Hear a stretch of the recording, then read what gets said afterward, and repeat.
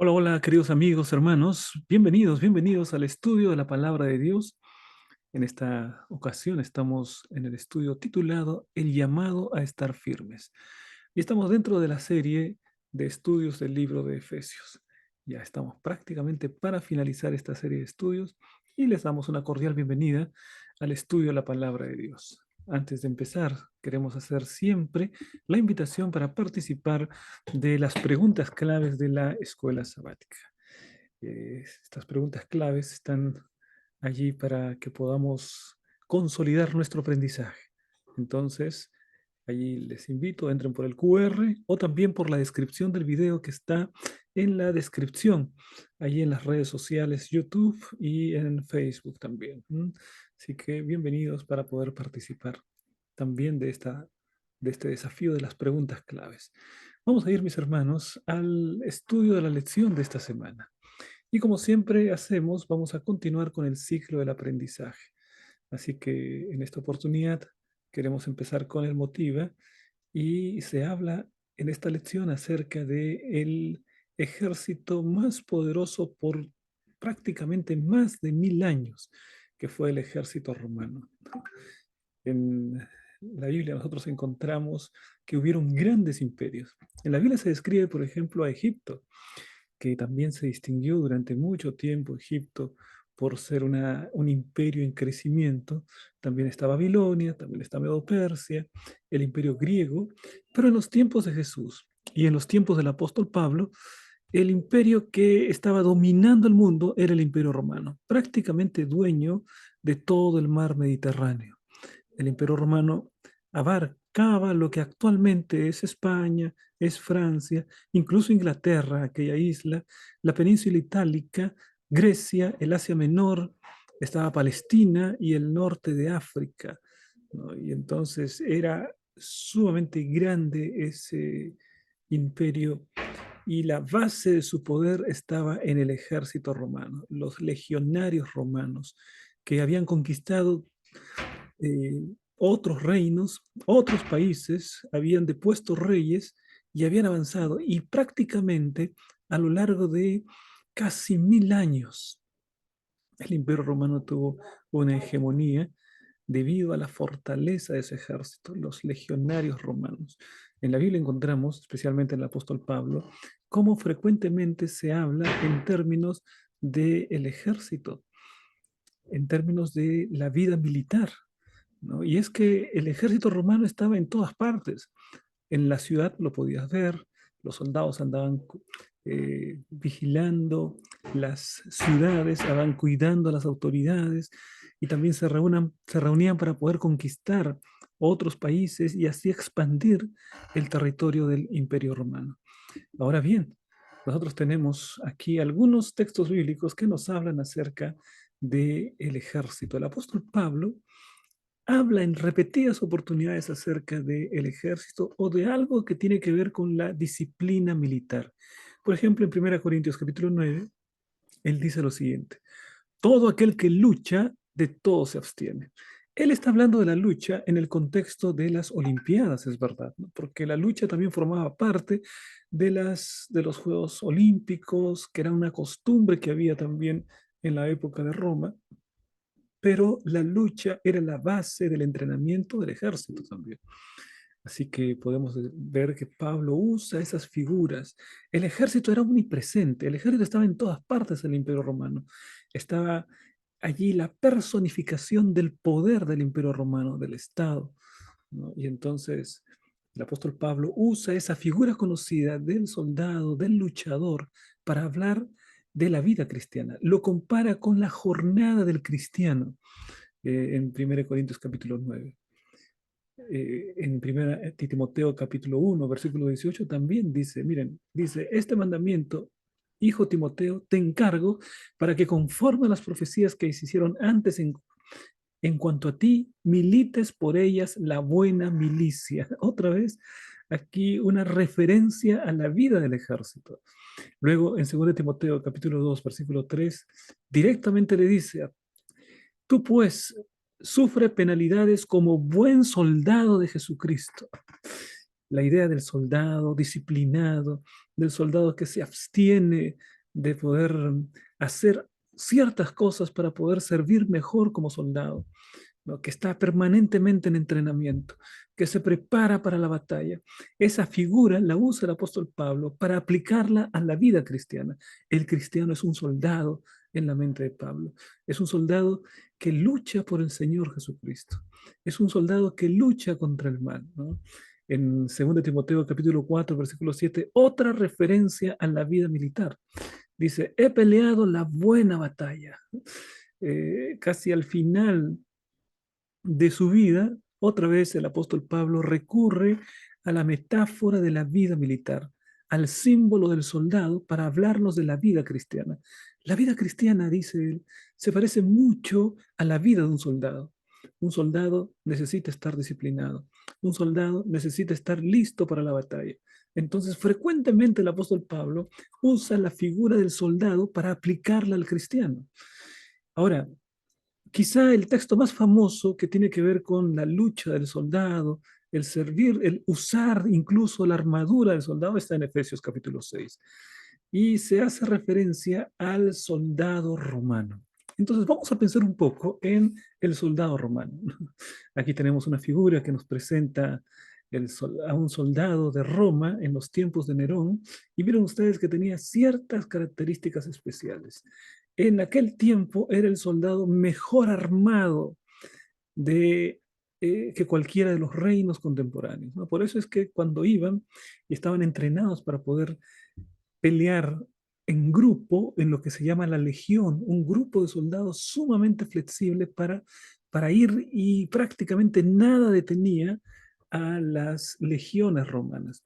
Quizá los otros soldados famosos, las otras formaciones famosas antes de los romanos fueron las formaciones macedónicas, las falanges macedónicas de Alejandro el Grande, que también tuvieron un predominio muy importante, ¿no? Pero finalmente las legiones romanas vencieron a las falanges macedónicas y se convirtieron en el ejército más poderoso durante siglos y tenía ciertas características. A pesar que cambiaron levemente a lo largo del tiempo, las armas más o menos fueron las mismas. Vamos a ir a una descripción acerca de las armas de un soldado romano. Por ejemplo, tenía el casco. Los romanos lo llamaban la galea. Este casco tenía el propósito principal de brindar protección a la cabeza del soldado contra los golpes, proyectiles y ataques de armas blancas. Es decir, cubría la cabeza, preferentemente de hierro, preferentemente de bronce. Este artículo también a veces era de cuero, ¿no? Cuero endurecido que se colocaban sobre la cabeza. Por supuesto que el metal era mucho más resistente. Entonces, cuando iban para la batalla, entonces protegía la cabeza de las lanzas, de las espadas, ¿no? Y además, para que no duela mucho, tenía interiormente estaba recubierto de cuero, ¿no? Así que el soldado se lo colocaba y sentía una cierta comodidad llevando este casco. O también el apóstol Pablo le llama el yelmo, pero en palabras de los romanos era la galea. La galea era el casco de los romanos. Otro instrumento que también formaba parte de la armadura de los romanos era el pilum, o que nosotros lo conocemos como jabalina. Tenía un diseño especial con una punta pesada y un vástago, es decir, un tallo más delgado, lo que facilitaba que se doblara tras el impacto para hacerlo inutilizable. En otras palabras, era una lanza, pero tenía una punta pesada, pero a propósito tenía ese tallo después de la punta mucho más delgado, de tal manera que antes de entrar en la lucha cuerpo a cuerpo, el soldado lanzaba este pilum, esta jabalina, a cierta distancia y si acertaba en su objetivo, entonces bien, si no acertaba, quedaba inutilizado, ¿no? Porque se rompía para que el enemigo no lo use, porque el enemigo podía usar esa jabalina si no llegaba y entonces podía ir contra el propio soldado. Entonces, este pilum era de un solo uso. Cuando lo usaban, ya se rompía en el otro lado, se doblaba y entonces el enemigo no podía utilizar esa arma. Esa es la jabalina. Otra parte del instrumental bélico de los romanos es el pugio, que era el puñal. Ustedes pueden ver que él tenía una espada, pero también tenía un puñal un poco más pequeño. Era un arma secundaria. A menudo esta daga, este puñal, se usaba como arma de último recurso o también para actividades cotidianas. Es decir, arma de último recurso. Bueno, ya lanzó la jabalina, ya perdió la espada. Entonces, lo único que le queda como arma de ataque es esa daga que usaba allí, ¿no? Ese puñal que era llamado pugio por parte de los romanos. Y entonces, con eso era lo último que el soldado podía luchar contra el enemigo. Y también para actividades cotidianas, por ejemplo, para cocinar. Los soldados tenían que saber cocinar mientras iban por las montañas, iban por los desiertos, por los bosques. El soldado romano tenía que atravesar todo tipo de terrenos. Y entonces esa daga, ese puñal era muy útil, tanto para defenderse de animales que podrían venir, o también para poder cocinar, por ejemplo, ¿no? O cazar su alimento. Entonces, eso también era parte del instrumental. Además, había ciertos elementos, como por ejemplo bolsas donde llevaban sus alimentos. Había una especie de cocina, una planchita de madera sobre el cual iban a poner la carne y allí tenían su parrillada, ¿no? La llevaban también, entonces cazaban algo y ahí colocaban y con eso se alimentaban. Así que estaba pensando en todo aquel que diseñó las armas del Imperio Romano, porque también el alimento, el agua que tenían que cargar, iban guardando donde encontraban agua, tomaban todo lo posible y después guardaban y así seguían las legiones, muy bien entrenadas, ¿no? Luego también podemos encontrar otro, que es la coraza. Los romanos a la coraza le llamaban la lorica segmentata. Es una coraza que era una cantidad de planchas de metal que estaban acomodadas para poder cubrir el torso, ¿no? Los órganos nobles como el corazón y el pulmón estaban cubiertos con esta coraza. Y era muy efectiva esta coraza porque los libraba de flechas, por ejemplo, o de espadas que no sean lanzadas con mucha fuerza. Entonces allí tenía una protección, una excelente protección y era especialmente efectiva contra los ataques de corte, ¿no? Por ejemplo, con la espada o con el puñal, o que incluso con una flecha ahí ofrecía protección sobre las partes nobles del cuerpo del soldado. ¿Qué otra, qué otra arma constaba, también pertenecía a esta armadura del ejército romano? Bueno, la espada. La espada era llamado gladius, era una espada corta, no es muy grande, ¿no? Quizá unos 90 centímetros, y efectiva, que se convirtió en símbolo icónico de los soldados romanos y su habilidad en el combate cuerpo a cuerpo. Es decir, si en algo era especialista el ejército romano, especialmente esta infantería a la que pertenecían los legionarios, era en el uso de la espada. Con la espada y con el escudo al lado, ambos iban avanzando y avanzaban en grupo también, ¿no? Avanzaban en grupo, muy buena la estrategia, no era una cantidad de gente luchando cada uno de modo individual, como si cada uno tuviese su propia batalla, no. Se reunían en legiones de tal manera que eran grupos muy compactos y entonces frente a otros pueblos que no tenían la misma disciplina, pues los soldados romanos avanzaban y destrozaban, avanzaban, avanzaban, ¿no? Entonces, con la espada, muy hábiles en la espada, era una de las características del soldado romano. Por otro lado, también estaba el escudo. El escudo era un escudo rectangular, ¿no? Que medía más de 1 metro, 1,20 m, 1 metro, y entonces era una defensa muy efectiva porque tenía un asa donde podían tomar allí, ¿no? Con el brazo izquierdo y con el brazo derecho tomaban la espada. Entonces, a veces el escudo también servía para poder hacer retroceder al enemigo, ¿no? El escudo se llamaba scutum, proporcionaba una protección efectiva contra ataques de armas blancas, proyectiles y armas arrojadizas. En cierto momento, cuando iban a recibir, por ejemplo, una cantidad de flechas de parte de los enemigos, lo que hacían los romanos era se colocaban todos, se sentaban todos, colocaban sus escudos arriba de sus cabezas, formando lo que se llamaba la tortuga, ¿no? Una tortuga prácticamente, que era la cantidad de los soldados, todos con el escudo arriba, entonces las flechas no llegaban a caerles. Así que el escudo también era una arma muy efectiva, pero era un arma de defensa, aunque a veces lo usaban también para avanzar, empujando al enemigo con el escudo. Entonces, escudo y espada era lo que distinguía el avance del ejército romano. Otra parte muy especial de su armadura eran las sandalias. Se llamaban caligae. Caligae en latín está en plural, ¿no? El singular sería caliga nada más, ¿no? Pero ¿qué característica tenían estas sandalias? Eran muy simples en su diseño, se ajustaban de manera efectiva al pie del soldado, ¿no? Y le permitían caminar largamente sus marchas y actividades militares con cierta comodidad, ¿no? Era, desde el punto de vista de la defensa, digamos, era un punto débil porque eran de cuero apenas, tenían ciertos, como los chimpunes de ahora, ¿no? Como los zapatos de fútbol de ahora, tenían ciertas piedras o digamos, algunos metales que les permitían caminar incluso en el lodo, ¿no? Para poder afirmar bien el paso. Imagínate que salgan todos a la batalla en un terreno que esté muy resbaladizo y entonces empiezan a resbalarse antes de entrar en batalla, ¿no?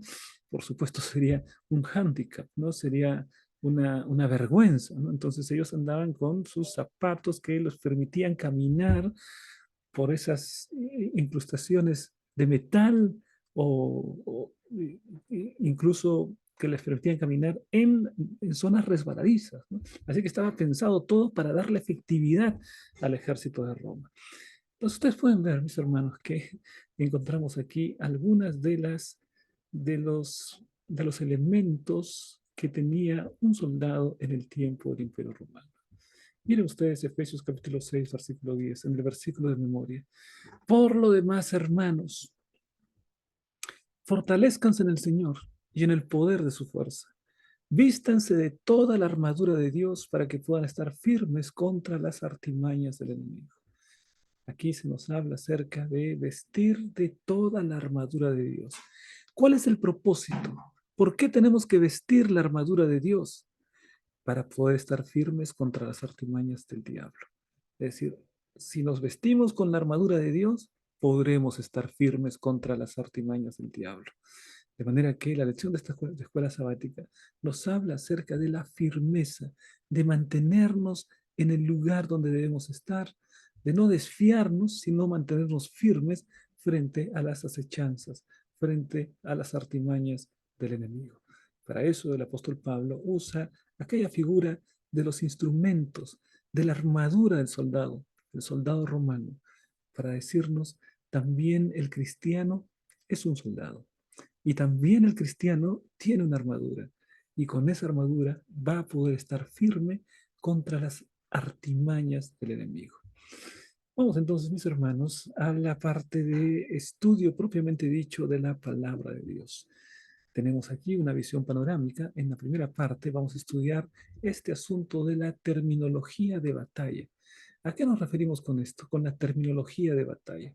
Bueno, a que el apóstol Pablo usa, una vez más, como hemos mencionado también, las figuras del ejército. Pablo usaba figuras que la gente conocía.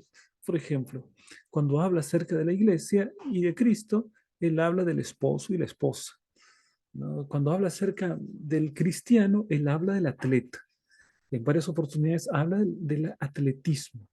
En otras oportunidades también, como ahora, habla acerca del ejército. El ejército. Pablo usaba muchas figuras para dar a entender mejor qué es lo que él quería enseñar. Ahora noten lo que dice, una vez más leemos la palabra de Dios, Efesios capítulo 6, versículos 10 y 11. Por lo demás, hermanos míos, fortaleceos en el Señor y en el poder de su fuerza. Vestíos de toda la armadura de Dios para que podáis estar firmes contra las acechanzas del diablo. Ahora, más adelante continúa diciendo, porque no tenemos lucha contra sangre y carne, sino contra principados, contra potestades, contra los gobernadores de las tinieblas de este siglo, contra huestes espirituales de maldad en las regiones celestes. Por tanto, tomad toda la armadura de Dios para que podáis estar firmes en el día malo y habiendo acabado todo, estar firmes, para poder resistir, para estar firmes. Queridos hermanos, aquí el apóstol Pablo usa una terminología castrense, una terminología de las milicias del tiempo del Imperio Romano. Habla acerca de la armadura de Dios. ¿Qué características tiene un soldado que puedan aplicarse a la vida espiritual? ¿Qué características tenía el soldado romano que se podían aplicar también a el seguidor de Cristo, al discípulo de Cristo? Bueno, un soldado era alguien que tenía que ser disciplinado, o sea, una persona que tenía que ser obediente al mandato, no podía hacer su propia voluntad. Cuando se integraba en la milicia, el soldado entregaba su voluntad a sus superiores y ellos ahora le mandaban, ellos ahora lo dirigían. De la misma manera también, el soldado cristiano tiene su capitán y tiene su comandante y entrega su vida voluntariamente. Le dice, Señor, te entrego mi libre albedrío, te entrego mi voluntad para que tú la dirijas. Yo quiero obedecerte, Señor, yo quiero seguirte. Bueno, ahí tenemos una característica de lo que es el soldado que se aplica a la vida cristiana. La obediencia del soldado representa también la obediencia a nuestro Señor Jesucristo. Otra característica interesante es la disciplina. La disciplina, ¿qué es lo que significa la disciplina? Bueno, el hecho de poder apartarse de todo aquello que nos perjudica y el poder practicar todo aquello que nos favorece. Evidentemente un soldado tenía que entrenar, un soldado tenía que ir cada mañana, cada tarde, ¿no es cierto? Estaba continuamente en entrenamiento para que si se lo necesitase en un momento, si se abriese batalla en un momento, si el enemigo lo requiriese en algún momento, entonces él está listo para poder responder. Esa disciplina, mis hermanos, también forma parte de las características de un cristiano. Las disciplinas del cristiano son disciplinas espirituales. El cristiano, por ejemplo, primera disciplina, la oración. Una disciplina que nos permite fortalecernos. Segunda disciplina, la lectura de la palabra de Dios. El cristiano que practica continuamente la lectura, entonces estará firme. La testificación permite también que estemos firmes, estemos más, es como un entrenamiento para poder ser mejores seguidores de Jesús. Entonces, la disciplina viene a ser otro aspecto del soldado que el cristiano también requiere en su propia vida espiritual como discípulo de Jesús. Otra característica es la unidad, ¿no? La unidad. Cuando los soldados están en plena batalla, tienen que responder las órdenes de la cabeza. Tienen que responder directamente a aquello que la cabeza les está mandando y lo hacen en unidad, en una estrategia en común. Hay mucha camaradería dentro de un grupo militar porque son compañeros, porque se conocen, porque juntos están yendo hacia el mismo objetivo. Juntos nosotros, mis hermanos, en la iglesia estamos yendo al mismo lugar. Hemos sido llamados por Jesucristo para poder compartir la eternidad con Él. Tú y yo, nosotros miembros de iglesia. Es por eso que debemos guardar la unidad. Es por eso que debemos seguir las órdenes del Señor Jesucristo. Es por eso que debemos tener disciplina para poder continuar en la lucha, en el camino de la vida cristiana.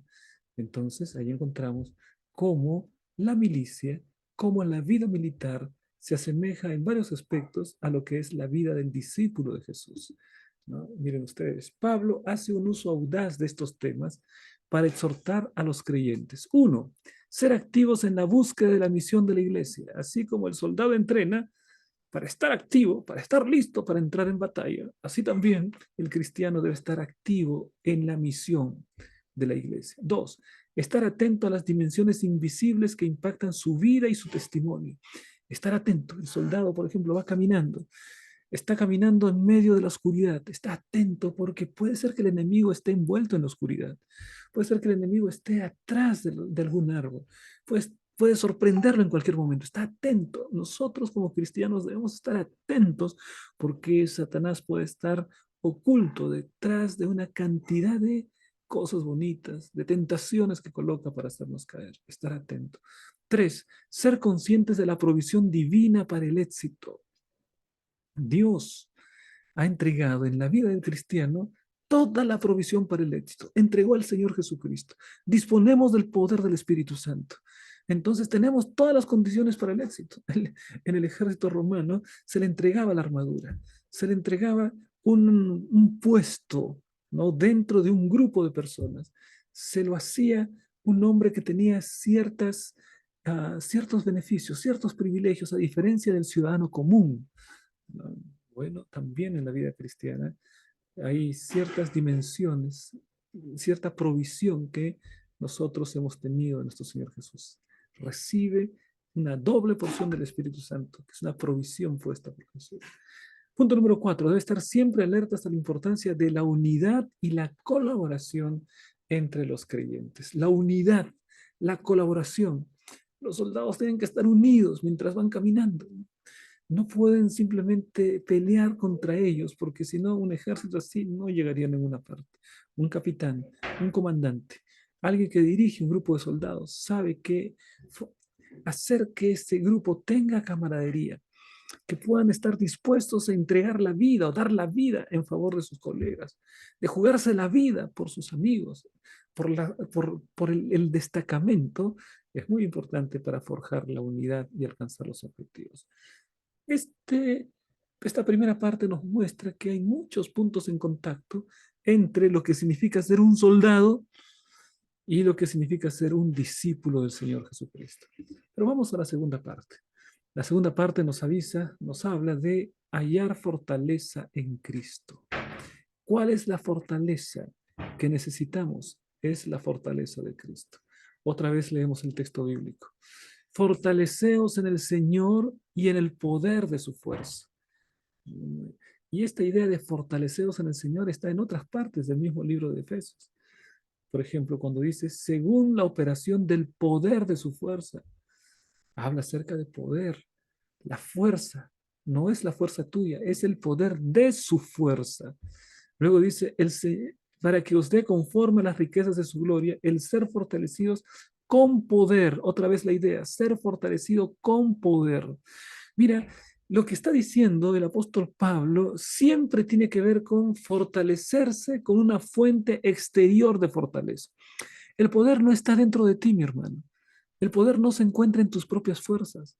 El poder que está a tu disposición es exterior a ti. No lo tenemos que buscar dentro de nosotros.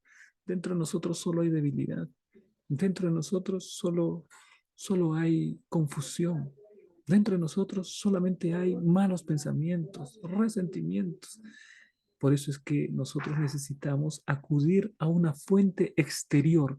Si la fuerza no está dentro de mí, por favor, no tengo que buscar yo la fuerza dentro de mí. Si la fuerza, la fuente del poder está en Dios, está fuera de mí, lo que tengo que hacer es buscar a Dios, estar en su presencia para poder ser fortalecido. Por eso dice, fortaleceos en el Señor. ¿Cuántas veces, querido hermano, la fortaleza que tú quieras recibir es la fortaleza en el ser humano? Uno se siente fuerte con la fuerza humana. Se siente fuerte cuando tiene mucho dinero, que es lo mismo que decir la fuerza humana. Se siente fuerte cuando hay un hombre poderoso que es tu amigo. Se siente fuerte con eso. Ningún tipo de fortaleza se compara a aquella que viene del Señor, la que proviene del Señor. Fortaleceos en el Señor. No sé si en este momento, querido hermano, puede ser que estés pasando el momento más difícil de tu vida, estés desanimado, estés con la cabeza hacia abajo, estés con problemas, angustiado, atribulado y no sabes cómo enfrentar la vida, pasa frecuentemente. Pero por favor, sigue este consejo del apóstol Pablo. Fortalécete en el Señor, mi hermano. No busques una fortaleza humana. No busques una fortaleza que no tiene cómo responderte, no tiene cómo fortalecerte. Busca la fortaleza del Señor, busca el poder de su fuerza. ¿Mm? Y ese poder de su fuerza entonces te va a restaurar, va a cambiar por completo tu corazón. te va a eliminar el miedo y va a colocar fortaleza, poder dentro de ti para enfrentar cualquier situación difícil que estés enfrentando. Miren ustedes aquí esta declaración. La fuerza para cada conflicto, actual y futuro, se encuentra en la solidaridad de los creyentes con el Cristo resucitado y exaltado. El creyente más Cristo. No es mi fuerza, es la fuerza de Cristo. Por eso me uno a Cristo. Es como, por ejemplo, cuando nosotros tenemos un palito de fósforos. Qué fácil que es romper un palito de fósforos, ¿no es verdad? Muy fácil. Lo quiebras, no tienes que hacer mucha fuerza. Es fácil romper un palito de fósforo. Nosotros somos como un palito de fósforos. Fácilmente podemos ser quebrados emocionalmente, hasta incluso físicamente. Fácilmente podemos ser quebrados. Pero el fósforo, si tú lo colocas al lado de un clavo de hierro y lo amarras al lado de un clavo de hierro, a ver, ¿va a ser posible romper ese fósforo si está amarrado, si está atado a un poderoso clavo de hierro? Por supuesto que no, porque para poder quebrar ese fósforo necesitas quebrar el hierro, ¿no? Y con tus propias fuerzas no vas a poder hacerlo. Vas a necesitar la fuerza de una máquina quizá para romper, pero con tu propia fuerza será imposible romper un fósforo que está atado a un clavo de hierro. Bueno, tú eres el fósforo, mi hermano, pero el Señor Jesucristo es el clavo de hierro. El Señor Jesucristo te proporciona toda la fortaleza. Ahora, el fósforo no va a decir, bueno, no logran romperme porque soy fuerte. El fósforo no va a decir, gracias a mi fuerza, gracias a mi capacidad, gracias a mi consistencia, es que no pueden romperme. No, no, le tendríamos que decir al fósforo, mira, no es que no logran romperte por tu fuerza, por lo que estás hecho, tú eres madera, no te logro romper porque estás atado allí al clavo de hierro y por eso es que no te logro romper. No eres tú, fósforo, es el clavo de hierro. No eres tú, mi hermano, es el Señor Jesucristo.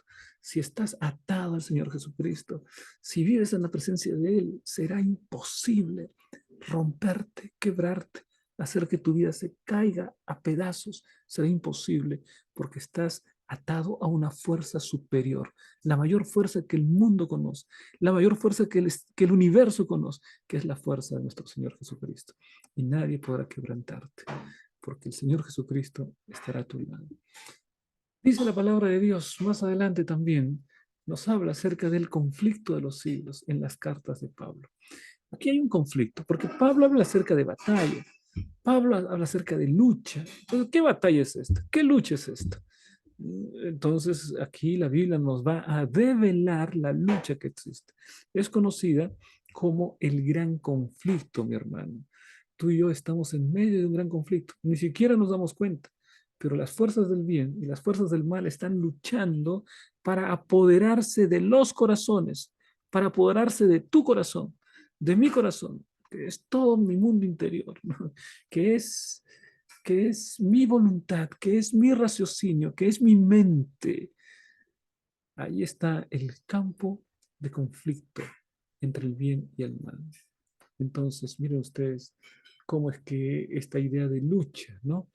Habla aquí para que podáis estar firmes contra las acechanzas del diablo. Esa es una alusión.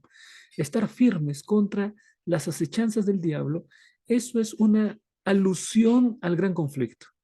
Ahí ya se identifica quién es el opositor, contra quién tenemos que pelear, quién es nuestro enemigo. ¿No? El apóstol Pablo habla de las acechanzas del diablo. O sea, ahí está nuestro enemigo. Y no es un enemigo pasivo, no es un enemigo que está tomando sus vacaciones. También él tiene sus objetivos, ¿no? Y lo que quiere es destruir por completo nuestra vida, porque al destruir la vida de un ser humano, al destruir la vida espiritual de un creyente, él está haciendo un ataque contra el propio Señor Jesucristo. A Jesucristo no puede enfrentarlo. El diablo no puede contra Cristo, pero a nosotros. Él se viene contra nosotros. Mira cuánta cobardía, ¿no? Es como decir que hay un hombre que no puede contra ti, porque tú eres un hombre adulto. Y entonces lo que hace es meterse con tus hijos. Meterse con tu pequeño hijo, imagínate con tu hijo de 4 años, mira, sería una cobardía sin nombre. Eso es lo que hace Satanás, no puede contra Cristo, entonces se mete contra nosotros que somos sus hijos.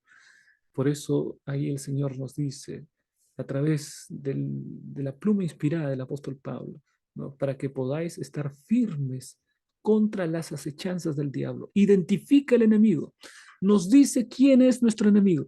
Gran parte de una estrategia militar tiene que ver con saber quién es nuestro enemigo, saber cuál es la estrategia del enemigo, saber cuáles son las armas con que cuenta el enemigo, saber qué instrumentos usa el enemigo.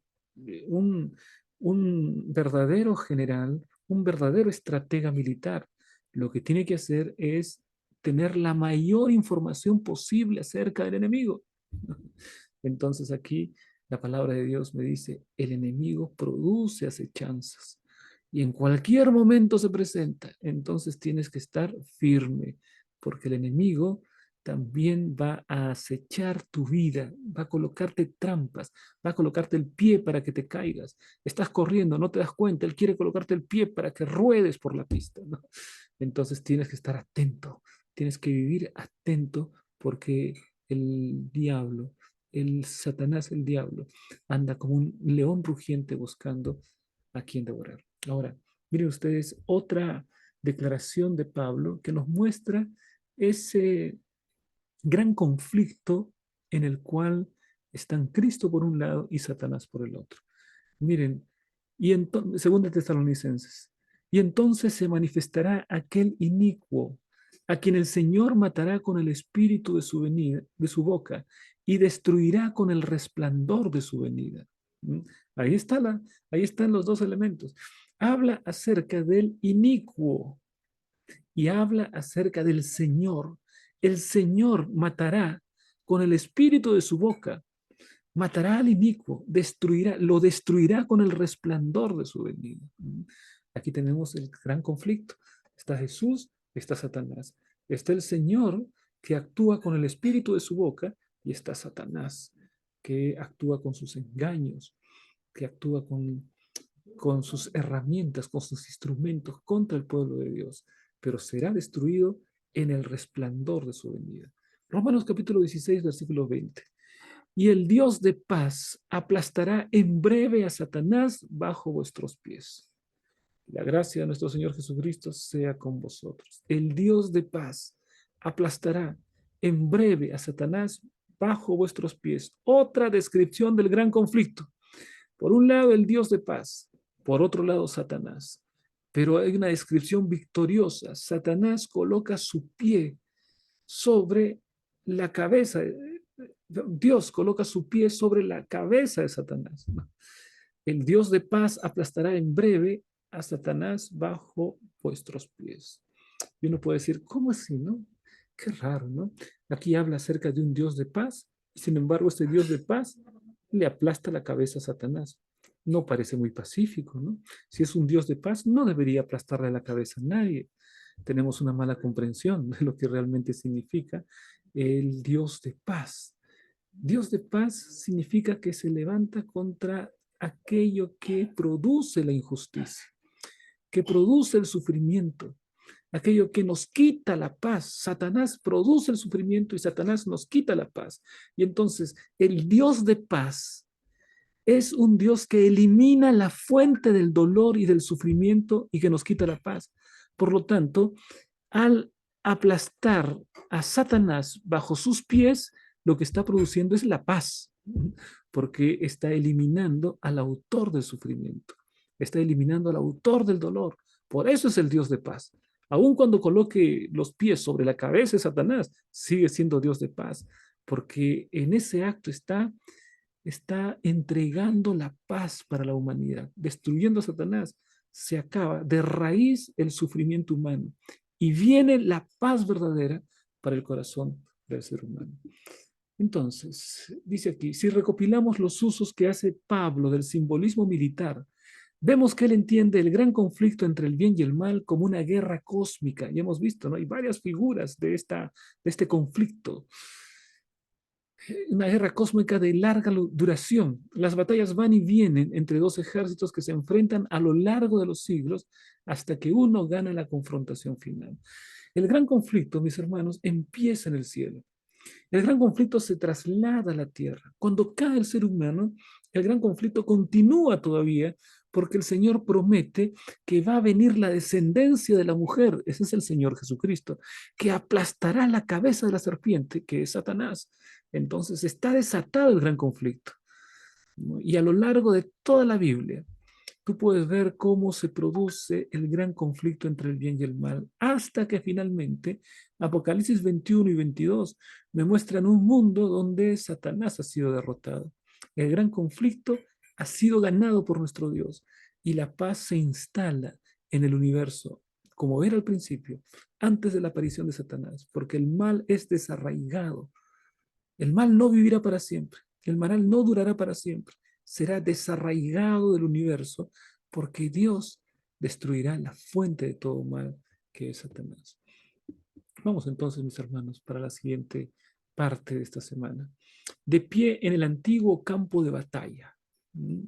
¿A qué se refiere este título?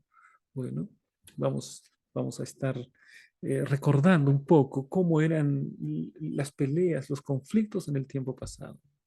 Hay un autor que la lección de escuela sabática cita, que es Tucídides, que era una especie de cronista, un sabio del tiempo de los romanos, y él describe cómo los soldados romanos actuaban en una guerra. Y él describe que había tres pasos importantes en la guerra. Primer paso, el momento cuando los soldados salían corriendo para enfrentar a los enemigos. Salir para enfrentar a los enemigos. Paso número uno, salir para enfrentar a los enemigos. Paso número dos, el encuentro con el enemigo, la lucha cuerpo a cuerpo. Allí, mientras él sale corriendo para enfrentar al enemigo, está ganando territorio.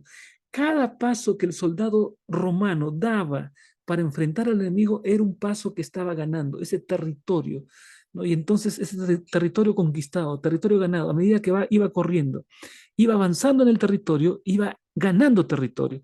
Cuando se enfrenta, ya tiene una parte del territorio ganado. ¿Qué es lo que tiene que hacer? Mantenerse firme, no retroceder, sino en la lucha, en la pelea, el asunto es avanzar, ¿no? Entonces ahí viene la segunda parte, es en la lucha cuerpo a cuerpo, no retroceder. El soldado no debe retroceder. Y la tercera parte, en la lucha cuerpo a cuerpo, el soldado tenía que hacer retroceder. No únicamente mantenerse firme y no ceder un solo espacio, sino además ganar espacio, avanzar, para que el soldado al quien estaba enfrentando pudiese ceder terreno. Entonces la batalla se iba ganando a medida que el terreno se iba conquistando.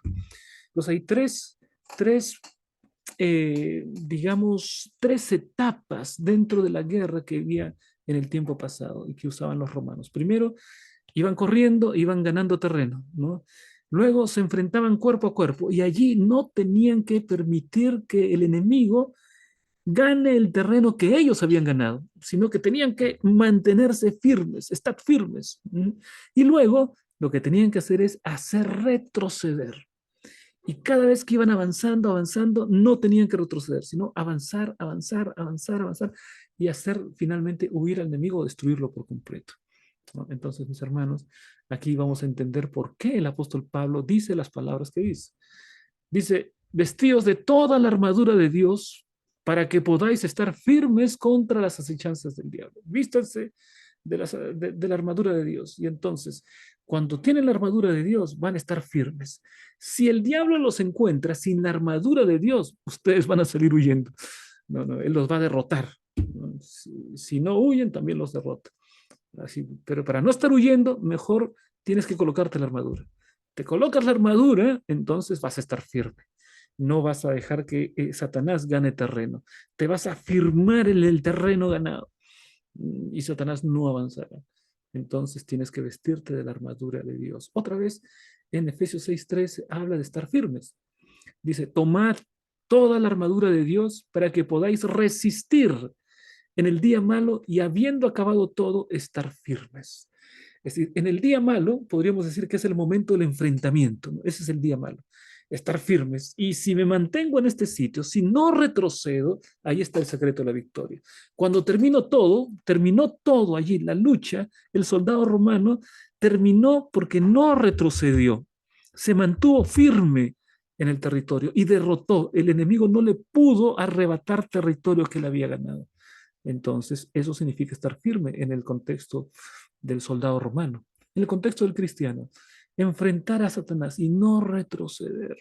No retroceder en nuestros principios, no retroceder en nuestra comunión con Dios, ¿no? Sino mantenernos firmes, porque ese es el secreto de la victoria.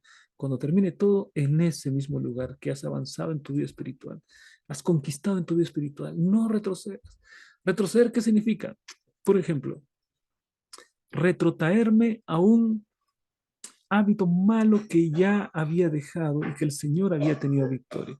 Por ejemplo, me gustaba mucho el alcohol y entonces, por la gracia del Señor, yo me liberé del alcohol, ¿no? Y entonces ahora Satanás viene y me tienta y me coloca la copa de alcohol en la boca y en la nariz, ¿no? Y empiezo a oler el alcohol. Entonces ahí, pero tengo que estar firme con la armadura de Jesús. Y entonces me mantengo firme, no retrocedo, porque si tomo ese poquito de alcohol, estoy retrocediendo.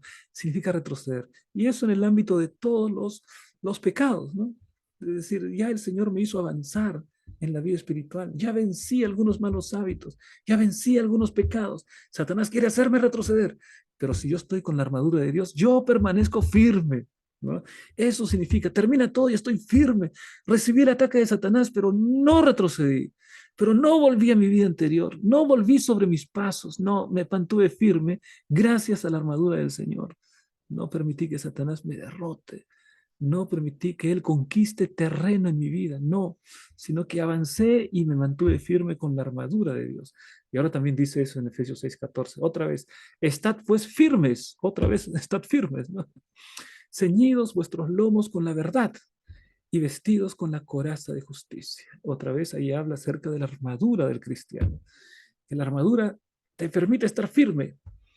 Firme si tus lomos están ceñidos con la verdad. Recuerden ustedes la coraza. Los lomos son las espaldas, ¿no? La coraza estaba por delante y por detrás, ¿no? Entonces, si están ceñidos tu espalda, entonces tú puedes mantenerte firme. ¿Recuerdas cómo el soldado romano tenía esas hojas de metal que lo cubrían eficazmente para poder enfrentar las armas del enemigo? ¿No? Eran láminas de metal que le permitían después, ¿no?, enfrentar al enemigo. Bueno, esa es la coraza. La coraza es la coraza de justicia, ¿no? Y entonces, si yo me visto de la justicia de Jesucristo, estaré firme contra las tentaciones de Satanás. Miren ustedes aquí, veamos estas tres etapas, ¿no?, que hemos mencionado. Los discursos bélicos incluidos en los escritos de Tucídides, uno de los grandes autores clásicos de la literatura bélica, de la literatura de ejércitos, destacan tres acciones sucesivas que deben darse para que un bando salga victorioso. ¿Cómo así? Primero, los soldados deben cerrar con el enemigo, lo que significa que deben marchar al encuentro de sus enemigos. Primero, marchar al encuentro. Segundo, luego deben atacar y mantenerse firmes para mantener la posición, ahí luchando cuerpo a cuerpo, ¿no?, contra los enemigos. Y siguiente, hacer retroceder al enemigo. Tres pasos: salir al encuentro. Segundo, luchar cuerpo a cuerpo para no ceder posición. Y tercero, hacer retroceder al enemigo, avanzar en mi posición, ¿no? Y así es que, haciendo esos tres pasos, los ejércitos lograban la victoria, ¿no? En la vida espiritual también, ¿no? En la vida espiritual, cuando nos colocamos en la armadura de Dios, nos podemos mantener firmes frente a las enseñanzas del enemigo. El día que tú le entregaste la vida a Cristo, es como que saliste corriendo, ¿no? Avanzaste, saliste corriendo. Ese día que te bautizaste. Y allí entonces empieza la batalla contra el enemigo. ¿Mm? Porque antes no había batalla, ¿no? Antes el enemigo te tenía en sus manos y hacía contigo lo que quería. Pero cuando te entregas a Jesús, empieza, es como que corres, avanzas en la vida espiritual y empieza la batalla contra el enemigo. Entonces debes mantenerte firme teniendo la armadura del cristiano. Pero además debes hacer retroceder al enemigo. ¿Cómo haces retroceder al enemigo? Bueno, ampliando el reino de Dios. Es decir, no debes que el reino de Dios se cierre, sino debes ampliar el reino de Dios. ¿Cómo se amplía el reino de Dios? Conquistando almas que están en el poder del enemigo. Entonces, cuando nosotros conquistamos un alma que estuvo en el poder del enemigo, hicimos retroceder al enemigo y ampliamos las fronteras del reino de Dios. ¿Mm? Entonces, también hay que hacer retroceder al enemigo con la predicación del evangelio. Y así nosotros tenemos esa lección bíblica también. Ahora, aquí se habla acerca de la lucha de los poderes con el mal. Vamos a ver aquí. No tenemos lucha contra sangre y carne, sino contra principados, contra potestades, dice allí, contra los gobernadores de las tinieblas de este siglo, contra huestes espirituales de maldad en las regiones celestes. Más adelante, o perdón, más atrás, en Efesios capítulo 1, se habla también acerca de el poder del Señor, ¿no? El poder que operó en Cristo, resucitándolo de los muertos, sentándolo a su diestra en los lugares celestiales, sobre todo principado, autoridad y poder y señorío. Otra vez, la idea de principado, de autoridad, de poder, de señorío. Mis queridos hermanos, aquí el apóstol Pablo nos habla acerca de un aspecto muy importante en la lucha del cristiano. ¿Cuál es? Reconocer quién es nuestro enemigo. Porque muchas veces nosotros no reconocemos quién es nuestro enemigo. Un ejército nunca va a poder vencer una batalla si no sabe identificar verdaderamente quién es su enemigo, si no sabe descubrir la estrategia de su enemigo. No, necesita identificar quién es tu enemigo. Mi querido hermano, tu enemigo, bueno, muchas veces uno anda peleado por allí y piensa que su enemigo es aquel amigo, ¿no? Ese es mi enemigo. Ese fue mi amigo, pero después me traicionó, ahora se convirtió en mi enemigo. O enemigo, el vecino es mi enemigo. O el enemigo, el gobierno es mi enemigo. A veces en el hogar, ¿no? Mi esposa se convirtió en mi gran enemigo. No, no estás identificando a tu verdadero enemigo. Y el secreto de la victoria tiene que ver con identificar quién es tu enemigo. Tu enemigo, mi hermano, no es una persona. Tu enemigo no es el gobierno. Tu enemigo es Satanás, el diablo. Es un asunto espiritual contra potestades, contra gobernadores de las tinieblas. Es decir, Satanás es nuestro enemigo. Satanás y su hueste de ángeles maléficos, huestes espirituales de maldad. Ese es el enemigo. Ese es el que lleva a trastornar nuestro corazón. Ese es el que lleva a destruir nuestra familia. Satanás es el enemigo. Por lo tanto, nuestra lucha tiene que ser orientada hacia él. A veces nos peleamos entre nosotros. Satanás está feliz porque no nos peleamos contra Satanás, ¿no? Entonces, identificar nuestro enemigo es clave. Identificar cuál es el problema. No son las personas, el problema es Satanás, que actúa detrás de las personas. Y contra eso es que tenemos que luchar. Esta idea de los principados, de autoridad, de poder, se encuentra varias veces en la Biblia. En Efesios se encuentra varias veces, lo hemos visto allí. Así que el apóstol Pablo se refiere en varias oportunidades a estos enemigos espirituales. No apenas son manifestaciones fantasiosas. Satanás es un enemigo real. Sus demonios son enemigos reales. Eso nos encuentra la palabra de Dios. Si Dios va delante de nosotros y ya estamos pertrechados de pies a cabeza con la armadura que Él nos ha provisto, no podemos fallar. No podemos fallar si Dios va delante de nosotros. O sea, seguir a Dios es la garantía del éxito. Estar apertrechados con la armadura que Él nos ha provisto es la garantía del éxito. No hay manera de fallar allí. Te animo, mi hermano, para que puedas seguir este consejo de la palabra de Dios. Vamos a la parte final de nuestro estudio, la parte de aplica. Y aquí encontramos una pregunta.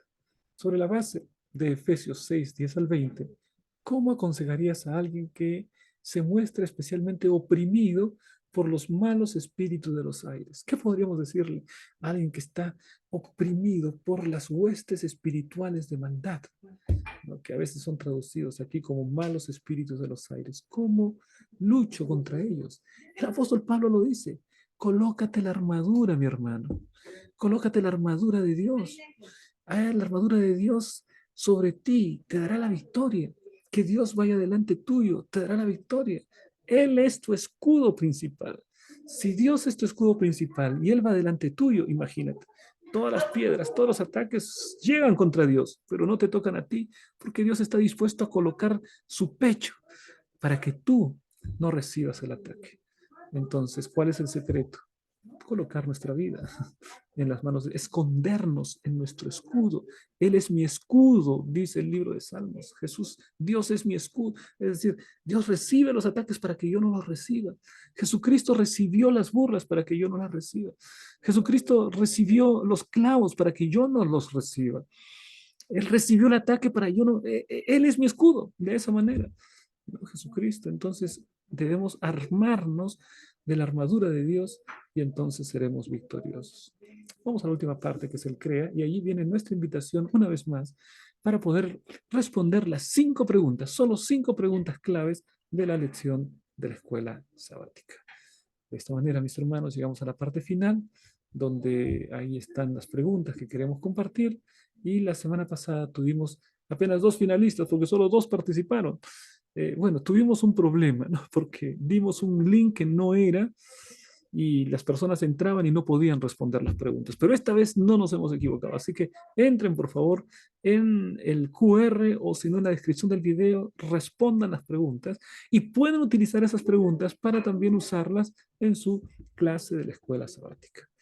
Bien, quiero enviar un saludo especial para aquellos que escribieron en YouTube. Muchas gracias. Dios les bendiga por sus saludos. Realmente para nosotros es un privilegio saber que están siguiendo esta programación. Lo mismo también en Facebook. Un grupo de hermanos también nos dio un precioso saludo que nosotros retribuimos con mucha gratitud. De esta manera, mis hermanos, llegamos a la parte final de nuestro estudio. Que Dios les bendiga. Un gran abrazo. Nos vemos la próxima semana.